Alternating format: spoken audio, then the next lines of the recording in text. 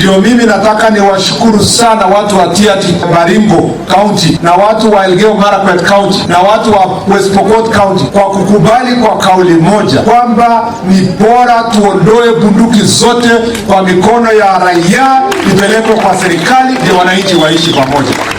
Mimi nafurahi sana nikirudi hapa kama waziri wenu wa usalama ya kwamba nyinyi Pokot wa Tiaty constituency na Marakwet wa Marakwet East constituency mmerudiana, mnaishi pamoja kama ndugu na dada, na mmetoa bunduki katika mikono ya wananchi. Bunduki sasa imepita 1200. Hii disarmament ambayo inaendelea, compensation yake itakuwa mambo ya maendeleo. Kwa hivyo mimi nawaomba kwa heshima kila mkahaji wa Baringo tuweze kuunga mkono ile disarmament ambayo inaendelea, kwa sababu ni faida yetu, ni faida kwa watoto wetu. Tuko nyuma ya serikali 100% kuhakikisha kwamba yale maneno ambayo Wakenya wamekuwa wakiongelea